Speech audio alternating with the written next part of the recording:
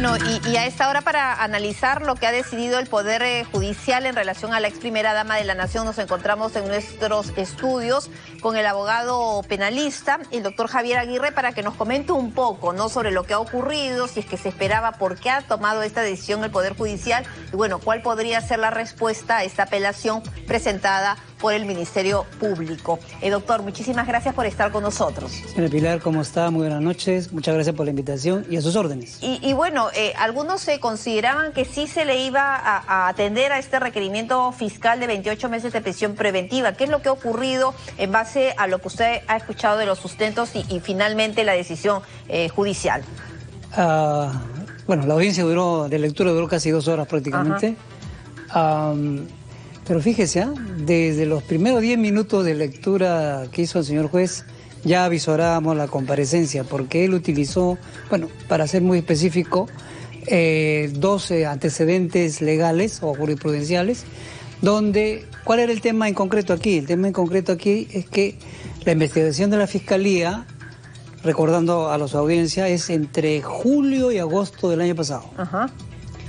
Entonces el señor juez dijo, bueno, entre julio y agosto del año pasado, la Fiscalía ha encontrado toda la información para abrir la investigación preliminar, citar a la señora, a sus hermanos, a la famosa cuñada hija Jennifer, al señor Hugo Espino, a todos los que están implicados en lo que se denomina el caso Anguía, ¿no?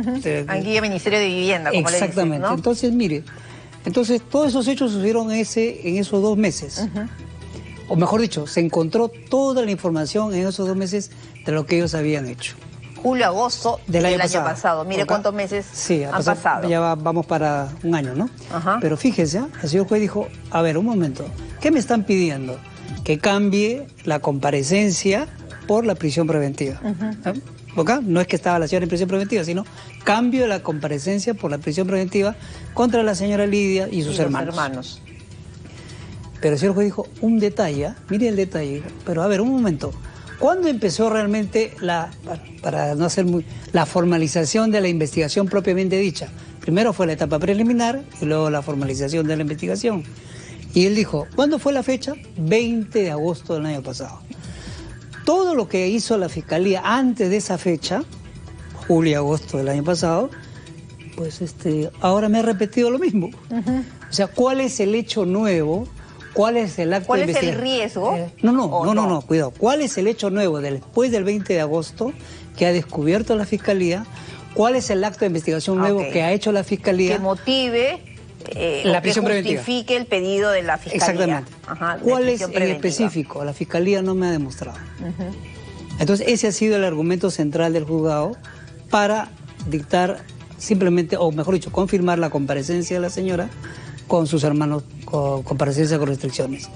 Esa fue la clave del asunto en este caso. Porque en casos similares, ¿qué es lo que tendría que haber pasado? ¿Qué es lo que tendría que haber argumentado la Fiscalía para hacer este tipo de pedido? Porque se trata pues de 28 meses de prisión preventiva el que estaba pidiendo. Lo que pasa es que la Fiscalía, posterior a esa fecha, hizo varios actos de investigación, ¿es cierto?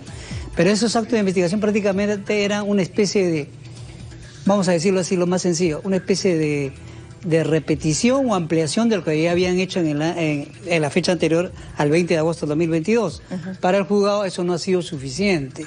¿Por qué? Porque existe 2 casos anteriores, no igual, pero donde se usó este argumento.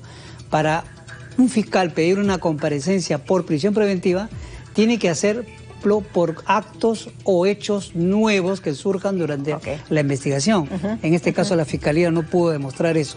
En ningún caso, ni en el caso de la señora Lidia, ni en el caso de los hermanos David y Walter. Claro. Eso es lo que ha pasado en este caso. Claro, porque llamaba un poco la atención por qué este cambio, por qué este pedido de cambio, ¿no? Hay quienes señalan que porque no, de repente tenían miedo de que cambien pues su situación y se mantengan Yo creo que escuchando a la audiencia de hoy día, mi percepción es que la Fiscalía arriesgó demasiado. Porque no tenían un elemento nuevo después de esa fecha que señala el juzgado y que está amparado en la ley. Claro, de repente lo que ellos miedo que pase con lo que ocurrió con el exministro de Transportes y Comunicaciones. Fíjese, a veces uno por pedir demasiado casi no consigue nada. Entonces, yo sé que, a ver, ¿qué le quiero decir? Si yo hubiera sido fiscal, yo hubiera jugado, así, hubiera litigado a la comparecencia con restricciones, por ejemplo, que no salga en su domicilio. Ajá. Porque los señores no viven en Lima. Han demostrado de alguna otra manera para el juzgado que viven en Chubut, Chota, ¿no? Allá en Cajamarca. Ellos son de ahí.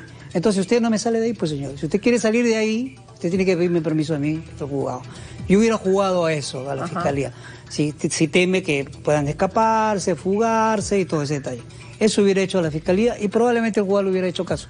Bueno, eso sí es más atendible, digamos, hubiera dicho el juzgado. No el pedido del requerimiento. Claro, no eran los 32 meses que a veces... 28 pidieron. Ha pedido 28, que es prácticamente lo mismo, 28 a... Sí, entonces ahí me entiendo yo que la fiscalía jugó demasiado alto, se puso una valla muy alta. Debió una valla más, digamos, más manejable para lo que pretendía y seguir con la investigación. Además, recordemos, señora Pilar, y también a su audiencia, es que en las investigaciones fiscales la regla es esta, usted la habrá escuchado seguramente, y el público también, la regla es la libertad, la excepción, la detención. Es la prisión preventiva. O sea, yo puedo investigar yo fiscal con la regla de la libertad, no con la detención. Y eso es lo que muchas veces se ha criticado, ¿no? Porque se entiende la norma al revés, como que lo normal es que se le dé la prisión preventiva y cuando no es así. Es que el común de la audiencia piensa que la detención es una sentencia y la detención no es una sentencia. La prisión preventiva es mientras duren las investigaciones. Nada más que para eso, es un tema provisional, temporal, salvo que el investigado en este caso, vamos a suponer una hipótesis, ¿no? Ya, efectivamente si hubiera ido uno o lo encontraban a uno de los hermanos Walter y David, digamos, que estén viviendo en otra localidad, por decir algún término, ¿no? Por ejemplo, en Loreto. Entonces quiere huir a la investigación, no se está sujetando. Entonces, eso podría haber sido un motivo, digamos, para que cambien por la comparecencia por la detención. Claro, que en este caso no ha sucedido. Dado. No, en este caso no ha sucedido, ¿no? Y otro tema que también el juez, bueno, ese fue su argumento principal. Y ellos se pueden comunicar además libremente. Ese es otro tema, mire, ese es otro tema. Yo, una vez más, uno como fiscal debería, una comparecencia en su domicilio, perdón, una detención en su domicilio, una incomunicación, eso no pidió la fiscalía. Entre los procesados, ¿no? Exacto. Que es lo mínimo. Ese es lo mínimo que debió para mí la fiscalía. Porque en el caso de Jennifer Paredes, si no me equivoco, tengo entendido que tiene ese tipo de restricción, que no se puede comunicar ni con su hermana, ni con, bueno, su padre cuñado. Sí, exactamente. Lo mismo hubiera hecho en este caso con la señora Lidia, con el señor Walter y sus hermanos, ¿no? Pero no, jugó a lo máximo. Bueno, no, obviamente la fiscalía ahora tiene derecho a apelar. Y lo ha hecho, ¿no? ¿Qué posibilidades? ¿Cuál es el camino? ¿Cuánto tiempo? ¿Hay plazos? ¿Cómo es la figura? Pero yo creo que cuando esto vaya a segunda instancia, que será aquí aproximadamente, calculo así, por experiencia, más o menos un mes, y se discutirá en una segunda audiencia de apelación, así se denomina. Yo, una vez más, ya lo dije hace un momento, la tiene muy alta la fiscalía. Probablemente no consiga el objetivo de que la sala le dé la razón. Y cuando uno apela es sobre lo mismo, al pedido, sí, al requerimiento de los, en este caso, yo la verdad no sé qué va a argumentar la fiscalía para decir que el juzgado está equivocado en su resolución. Si la fecha es un tema simplemente de tiempo. Si la fiscalía, mire, la ley le permite a la fiscalía, cuando litiga un caso de este tipo, ponerse sus propios plazos, hasta una vez nada más. Y una fecha determinada, en este caso fue el 20 de agosto del año pasado. Si la fiscalía hubiera esperado un poquito, hubiera jugado un poquito más adelante, tal vez hubiera tenido un margen de manejo en este caso, pero no, él mismo se puso una cortapisa y el juzgado le ha dicho, bueno, usted se puso ese plazo y no hay un hecho nuevo, no hay una investigación nueva que acredite que vamos a cambiar la comparecencia. ¿Por qué cambiar? Usted no me lo ha acreditado, señor por la prisión preventiva. Entonces eso es lo que ha pasado. Y probablemente en la sala, cuando esto esté en la audiencia de la sala penal correspondiente, probablemente la puedan confirmar también. Y eso no tiene nada que ver con lo que la ex primera dama de la Nación esté asilada en México. Eso no tiene nada que ver. Justo le añado este detalle. Un argumento adicional. Este ha sido el argumento central. El argumento adicional del juzgado con respecto a la señora Lidia ha sido que, bueno, está en calidad de asilada, ¿no es cierto? Y según nuestra Constitución, y eso es cierto, la Constitución reconoce que usted y yo, el que nos está escuchando, tiene derecho a asilarse. Es un derecho constitucional. El tema es que esto trasvasa un poco la parte legal y llegamos a la parte política, ¿no? La parte política es que el Estado asilante, en este caso México, ha dado todas las facilidades para asilarse. Y el Estado, en este caso que somos nosotros, no podemos ir en contra de eso porque hay un tratado en marzo del año 1954 que prevé estas situaciones. Claro, son convenios internacionales que el Estado peruano tiene que respetar. Eso obviamente al público le va a preocupar. ¿Cómo es posible que esta señora esté investigada y se asila? Bueno, eso ha dependido de México, no de nosotros. Se supone que el año que viene hay nuevas elecciones en México y si hay cambio de presidente de la República, de repente ese presidente de la República de México no piensa como el actual presidente y de repente ahí ya otro el panorama. Exactamente. Y en el caso de que no se hubiera porque no ha sido así, dictaminado a favor del requerimiento fiscal, ¿qué hubiera pasado con la ex primera dama, con Lilia Paredes? Si hubieran el juez dicho, bueno, sí, accedo a lo que me está diciendo el Ministerio Público, bueno, los 28 meses de prisión preventiva. Ella está en asilo en México. Se dictaba, siendo en ese escenario que usted me está planteando, el juez hubiera emitido la resolución correspondiente, emitido el oficio, ¿no es cierto? Esto pasaba a Interpol, pero esto queda simplemente sujeto a la decisión política de México.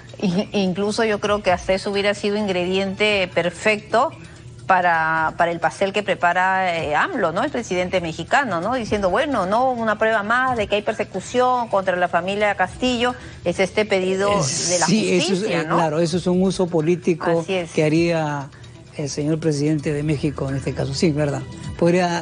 Coincido con usted, lo hubiera usado de esa manera. Claro. Porque él está usando este caso del señor Castillo, su señora y sus familiares, desde el punto de vista estrictamente político. El tema, obviamente, legal no hay de interés del señor Andrés López Obrador. No. Claro, no le interesa absolutamente nada. Ahora, yo quería, porque me quedaba la duda, ¿qué significa comparecencia simple? El hecho que sea citado, vas y a la audiencia, a las citaciones y nada más. Ok.